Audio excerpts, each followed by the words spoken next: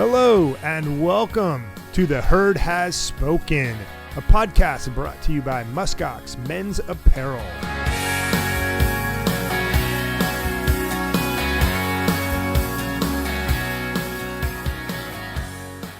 Hello, Brad Hoos here, your host of The Herd Has Spoken, and I'm really excited to share my conversation with my friend, Josh York.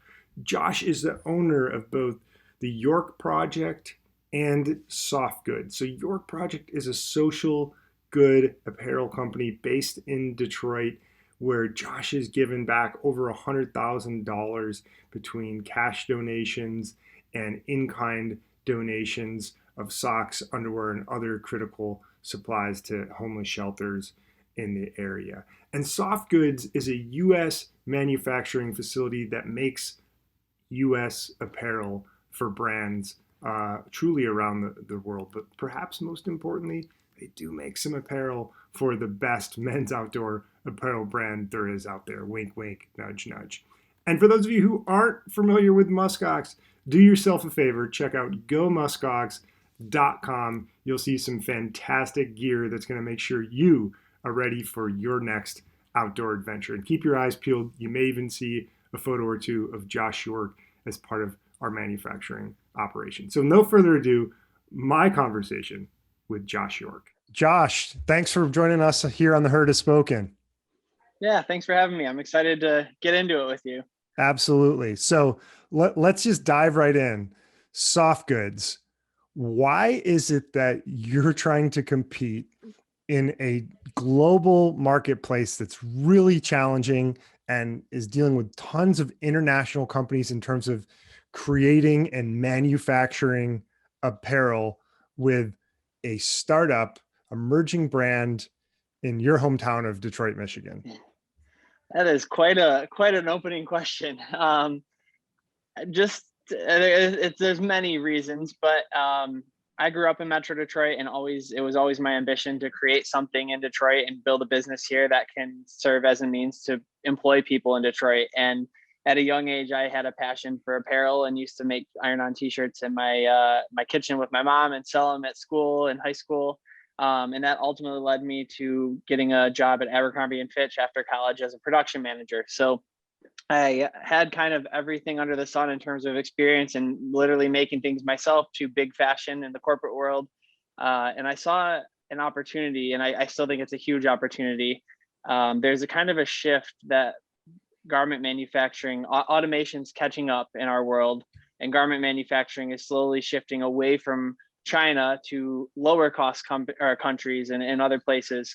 But at the same time, transportation costs continue to increase, and the market moves faster, and people need stuff now and not in 6 months when it can get delivered from Asia. And I think there's a really unique opportunity that's going to start arising as technology catches up. The costs are going to come down to manufacture things in the US, and it matches, as the market moves too. I think there's a really unique opportunity to make really great clothing in a faster timeline than traditional, and do it in a way that can also benefit the community, which is kind of right where we're trying to go. So again, making premium stuff that we think is actually better than what you're able to get overseas a lot of times, making it faster. And we're also trying to make it easier. Will, who I'm sure we'll get to, Will's joining the team full-time here in a month, who has a really strong specialty in e-commerce. And we're trying to make, we're calling it direct-to-consumer manufacturing. So Brad, if you're starting a clothing brand, which you've done, and you need to find a manufacturer, it's really challenging. But if you can go onto our site and quickly tweak everything and get this fully custom line, and we'll manufacture it in, say, 3 weeks, it's just something that doesn't exist. And so we believe that there's an opportunity to do something great and fill a market need. Well, the market is definitely speaking. I mean, here you are trying to compete with entrenched factories with deep specializations around the globe. And you're working with big brands, Foot Locker, Stella Artois, the Detroit Pistons, Sonic, everyone's favorite Miracle Whip. And of course, we're big believers of Soft Goods here at Muskox, with you guys, creating some products for us, including the Holden, which is named after the street where Soft Goods is located. But I think it's interesting that to see that there is definitely a marketplace for this. But at the same time, most of these big fashion brands have all of their manufacturing done overseas. So how is it that you think that US factories can compete with facilities around the globe? I think uh, we're never going to compete on cost, at least in the short term, until that automation gets way better. And that's something that we're always looking at. How do we, get the new technologies to jump that and try to be a little more cost competitive? But in the next 10, 20 years, I don't think the US manufacturers will ever be able to compete on cost when our fabric alone costs more than people sell an entire t-shirt for. But I think we ourselves and other manufacturers just have to offer something different. And like I said, we really pride ourselves on speed. We do have some really core things, um, core fabrics and fits that we can turn really quickly compared to say 6 months from overseas that sometimes you see. We also can offer just a much better customer experience. And I think that's actually the biggest thing. Like you can actually talk to a human in America that speaks your language and is on the same time zone instead of an automated system or some someone that's trying to translate. And like I've done a lot of manufacturing overseas for our current company and at Abercrombie. And it's challenging. And I think we can just provide a better experience and get people what they want and on a more timely manner and do it in a way that's, again, better for the community and better for the environment. And there's a ton of benefits. It's just really communicating that value is where I think manufacturers need to focus. And I can certainly, attest to that. I mean, the quality that you guys produce is top notch. You've been great to work with, and we feel really good about, the timeliness of what you guys are doing. So I completely agree with all of that. And I think you speak loudest when you speak with your pocketbook. And so obviously we're happy to continue to partner with you guys. But I can't help but continue to think, like, why is it that most brands still don't use US manufacturing? Do you think it's just cost is the huge player? Do you think it's habit? Do you think it's just like the time, energy, and effort that it takes for them to discover like new partners is so challenging? I mean, I guess so. There's two ways you can answer this. One is, like, why is it they don't use them, and two is maybe what is it going to take going forward for these brands to identify strong US manufacturing partners? And I think you touched upon some of this already. Yeah. I think I really think there's kind of a threshold. Like up to a certain point, a company like us can provide really premium quality and competitive enough costs for the value you're getting and a faster turnaround. But the biggest of big brands, like Abercrombie, they're ordering 60,000 units of one style for one season. They're ordering. My job there, my last role was a production manager for Hollister underwear, and there was 6 million pairs of underwear per year. And at that scale, it's just it does make sense to do it overseas and get a container and ship it over. And but there's a huge segment of mid-sized businesses that are never going to fill a container coming across the ocean from Asia. And like that's where we're trying to play. And so to get to that huge scale, I really think where our industry in the US needs to get is automation. I think in Asia and around the world, they don't often, and there are some incredibly advanced factories, but a lot of times, why would you invest hundreds of thousands of dollars in these automated machines when you have so much labor, plentiful labor that's dirt cheap? It's a more of a long-term game to invest in the automation, whereas in the short term, you can just make profit quickly because you have cheap labor. And I think eventually that's going to shift. And I think if we do things right in the US, we can invest in some of those technologies and put ourselves a step ahead. So I want to chat a little bit about your decision to get into being a clothing manufacturer. So you started something called the York Project, so a clothing apparel company while you were in undergrad studying at Michigan State. and then you graduated, and as you mentioned, you went to Abercrombie and Fitch, worked for around a year and a half or so, and then you came back. Why was it that you decided to leave the safety and the comfort and, let's be honest, the compensation of a large established company to go and really devote all your time, energy, and effort to entrepreneurship? Because it's one thing to start something in college and to give back and to help the community in a really cool way, which obviously you did. And it's another to forego a trajectory and a career path that's pretty clear in front of you, and take on that huge risk of trying to grow things from zero to one. So what made you want to do that? Yeah, that's a good question. I think I knew at a young age that I wanted to be an entrepreneur, and at a young age, I would have said I wanted to be an inventor. But I've realized like the way that transpires is running a business and getting to create things from nothing. That's what excites me. And I had some really great corporate internships, and then a great corporate job, and had a ton of great opportunities to go work at many of the top 50 companies, largest companies in the country. I've been really fortunate to have those opportunities, but I just wasn't fulfilled. Um, I felt like I was wasting my talents and time working there, and I knew I could create something. And I'm a believer, like I've been given everything in life, and the family I've been born into and the education I've had, and I feel like it's kind of my duty to pay that forward, or to take some of that good fortune and create opportunities for someone else who maybe hasn't had that opportunity. Um, so that's kind of been my drive, like what can I do and build that other people can benefit from, and get a better life. And yeah, that's really kind of the driving force.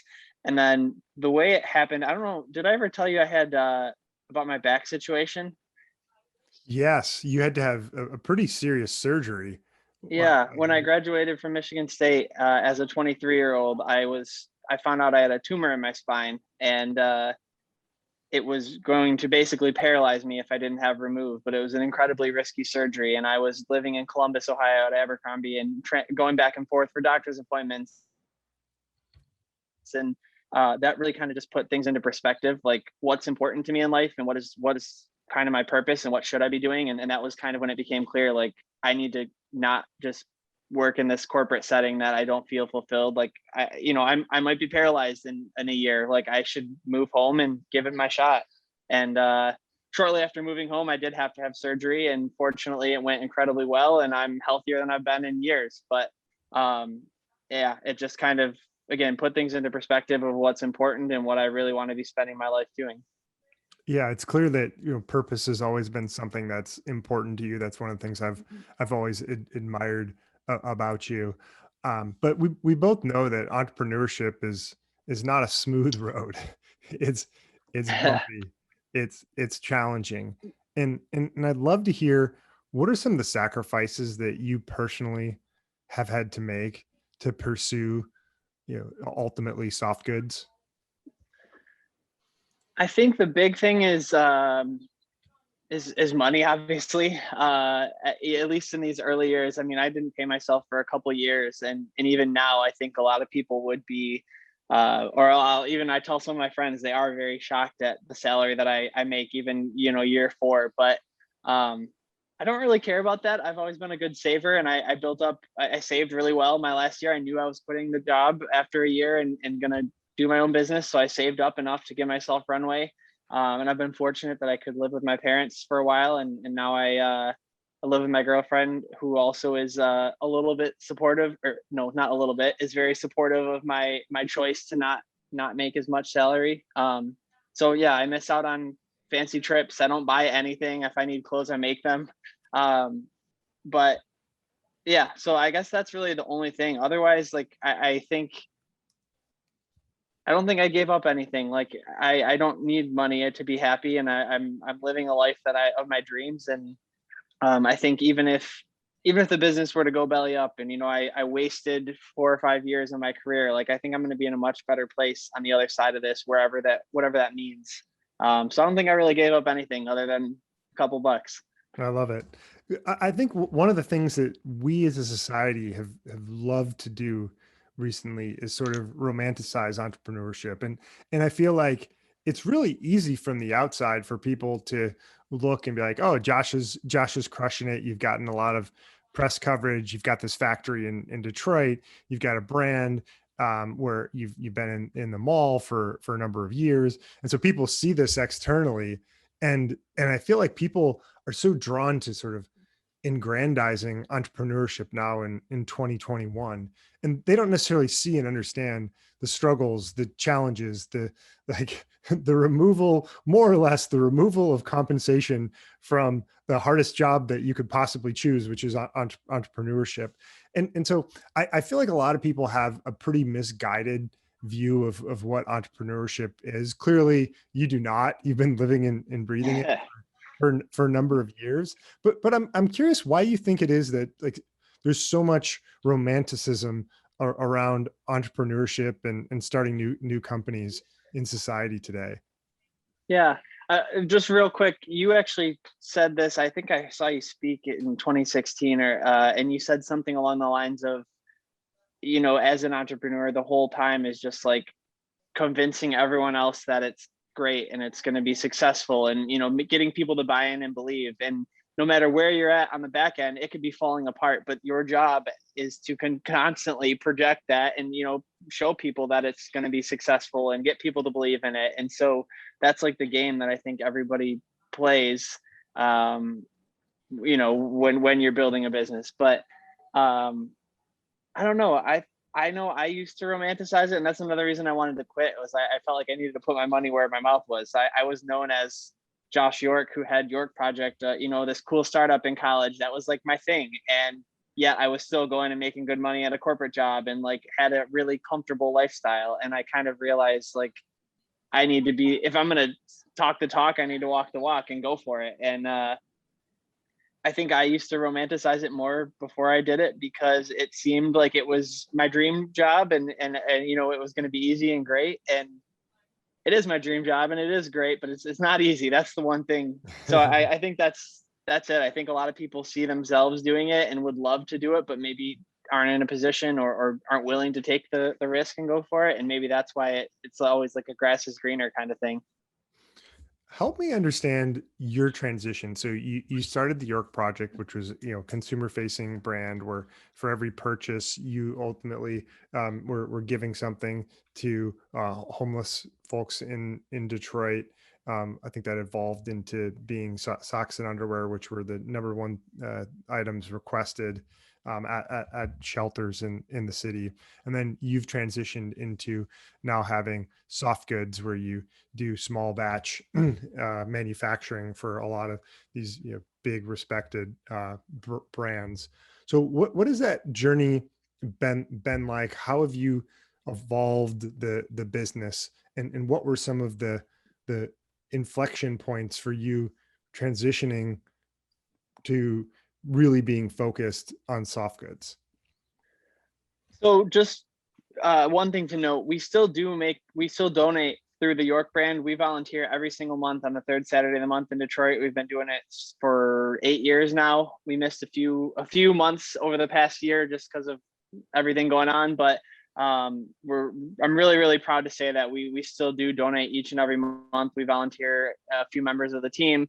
The York brand still will continue to be that positive giving force in the community. And we've donated over $100,000 worth of either in-kind goods, or we write a lot of checks to nonprofits. And I'm really, really proud to be able to do that with this business. But the soft goods side of things came up.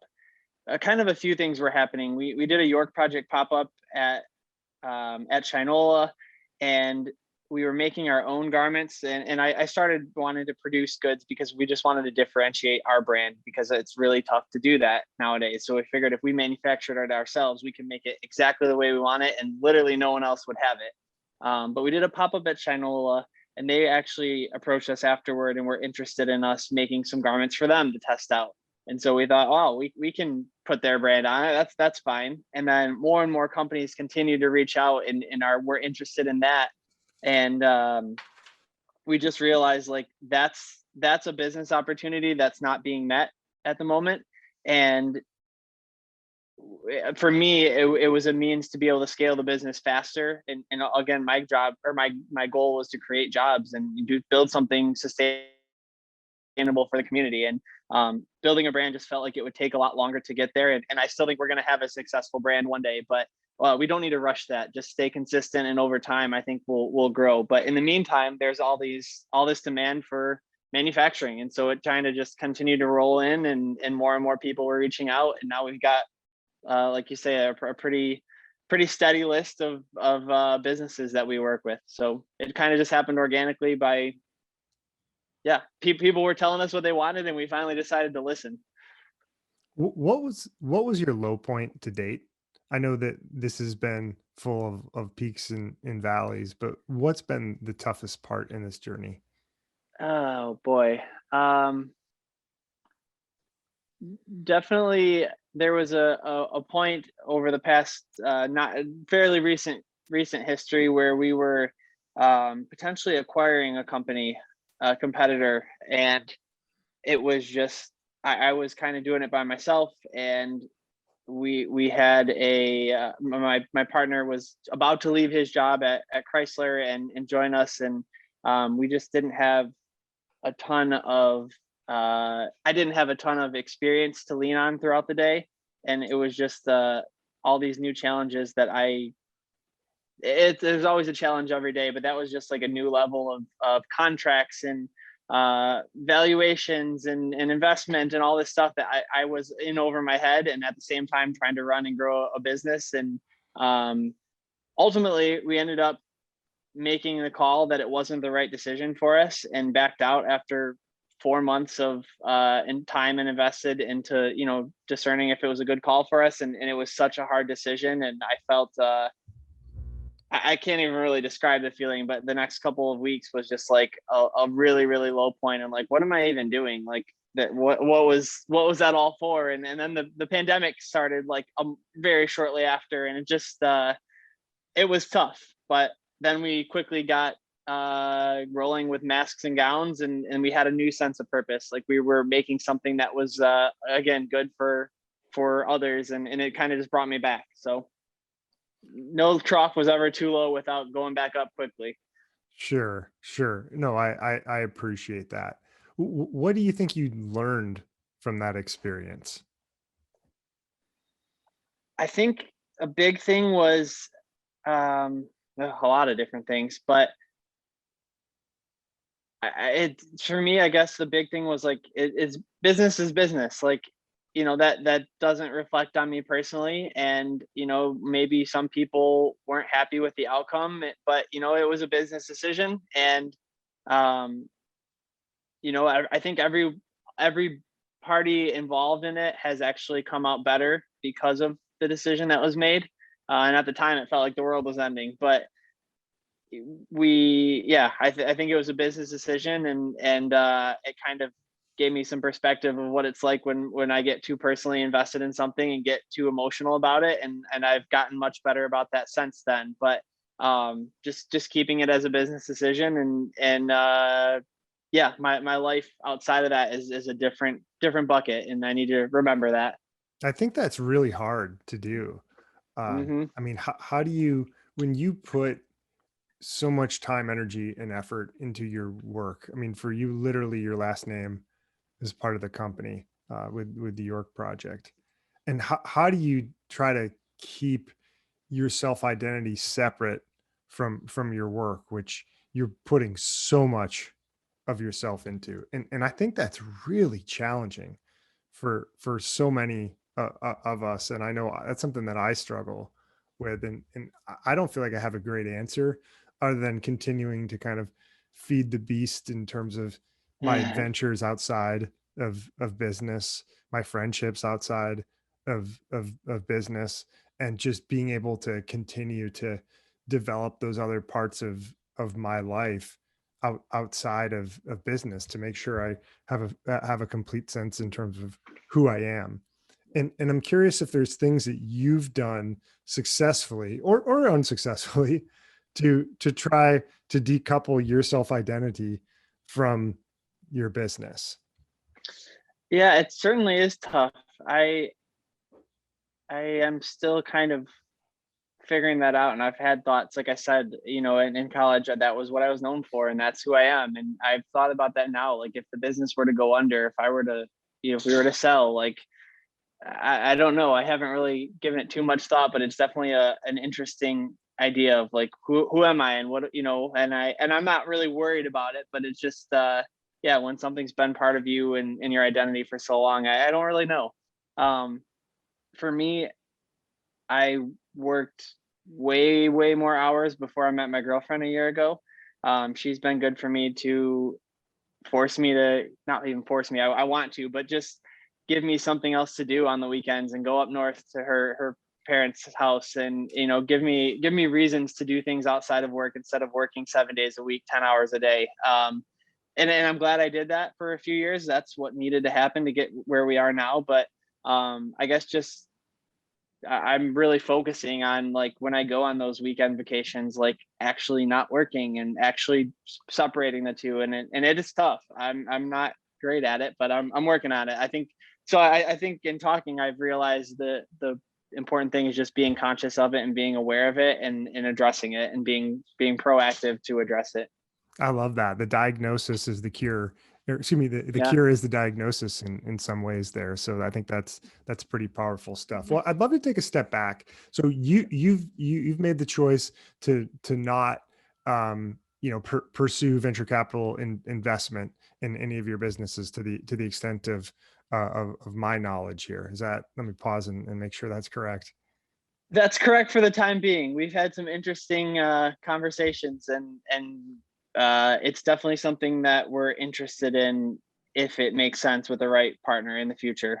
It's more of an interest now than it's been in a while. I love it. Okay, perfect. So from your perspective, what role do you believe venture capital has in startup businesses?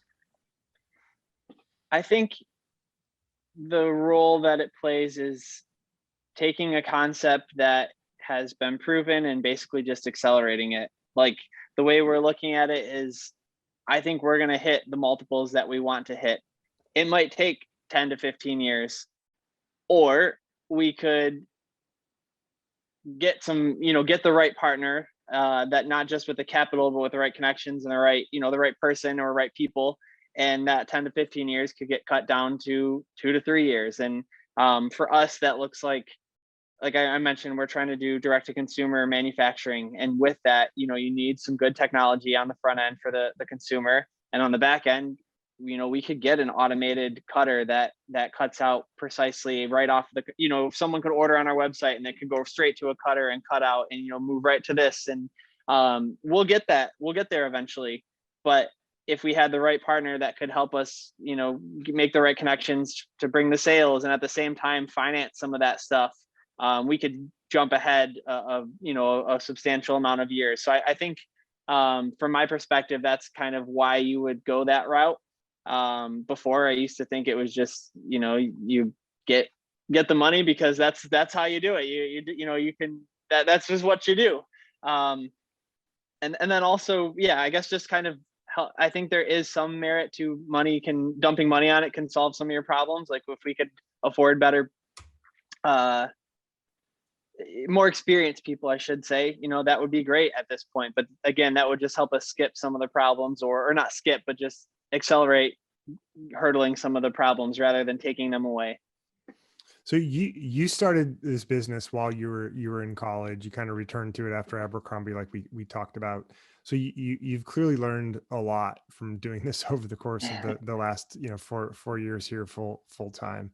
But if you were to go back now and have the opportunity to start the business, knowing what you know now, what would you have done differently in terms of starting and building the business? I don't think too much. I'm really fortunate to say that every time we've had a big issue or a big uh, mistake, we've always learned a lot from it. And I think we've been really fortunate that we made a ton of mistakes when we are still really young, and when we had very few people, and we maybe wasted a lot of money in terms of where we're at now, but in the scheme of things, like we're going to be so much better off when we are double the size or triple the size. And we've worked through a lot of those issues before they really cost us. So I wouldn't change much. I'm pretty thankful that we've had some of the bumps we've had.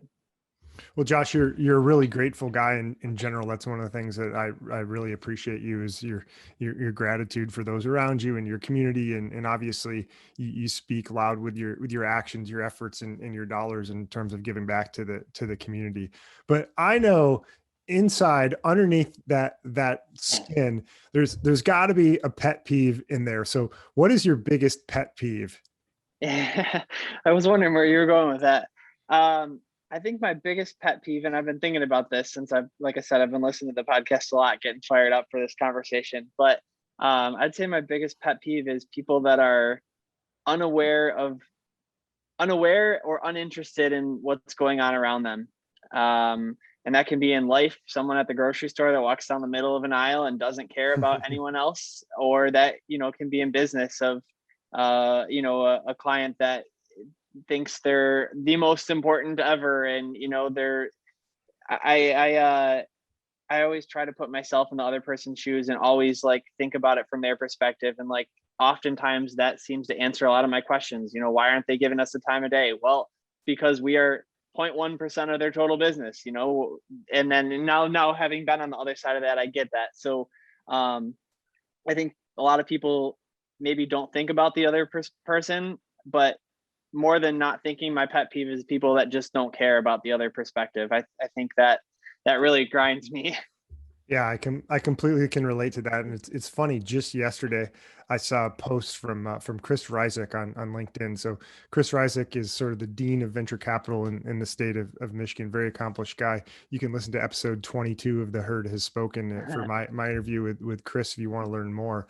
But with Chris, he was talking about encouraging people to make sure you're looking at things from the other people's point of view. Something as simple as when you schedule a meeting. Like if I schedule a meeting, don't put in the calendar invite meeting with Josh York, because then you're looking at the meeting invite as says meeting with Josh York, and that's you. Like you don't have a meeting with Yeah. yourself. So to Mm-hmm. to make sure you're putting that in there, and I think there's so many small things where it's just really important to recognize other people, like you said, the middle of the grocery store, walking there.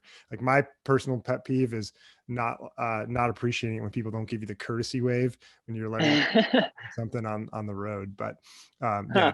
there's a lot to that in terms of making sure you're just aware of other people, and I think that's something you do really really well. And I think that's why one of the many reasons why you've been so successful in terms of building out business and building relationships is that customer service. Thanks. One last question here before we let you go here, Josh. What's the best piece of advice you've ever received? You know what I'm going to say, don't you? I'm afraid. I'm afraid. I don't know if it's the best, but the one that always comes to mind when I would get this question, you told me this in 2016. Do what you say you're going to do when you say you're going to do it.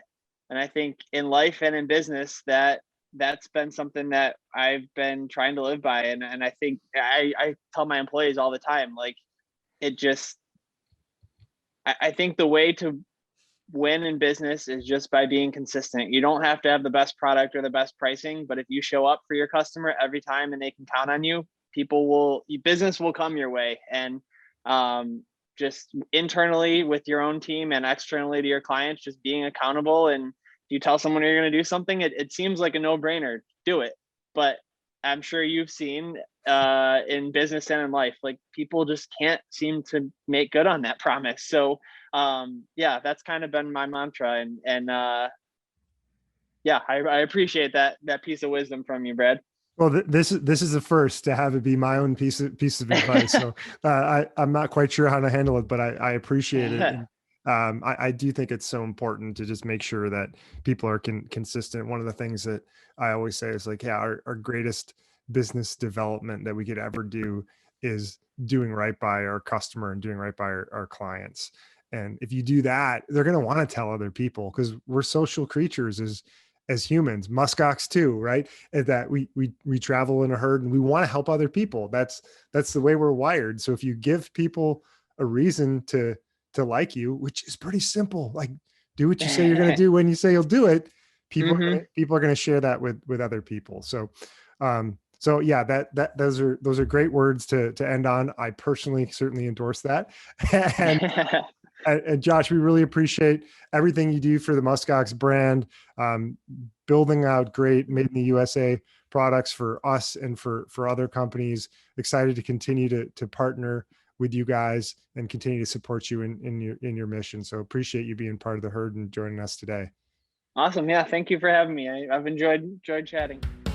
Big thanks to Josh York for joining us here on The Herd Has Spoken. It's always fun when you get to talk about 6 million pairs of underwear. That's a first on the podcast, and I hope you guys enjoyed that. With all seriousness, I think there's a ton of really great lessons that Josh had a chance to share with us today, and I think and hope that his passion and care for creating community and doing right by others really shone through. I think that's something that Josh has done just a fantastic job with and is such a pillar of his success. So as you go out into the world, I hope that's something that you think about how you can incorporate into how you do business and really just do life as a whole. As you can see, we're very proud to have Josh as part of the Muskox herd. And if you haven't yet checked out gomuskox.com, do yourself a favor. There's a lot of fantastic gear on there. And the Holden crew is something that Josh and his team have manufactured right here in the United States of America in the city of Detroit. Thanks again for tuning in. Until next time, I'm your host of The Herd Has Spoken, Bradley Hoos.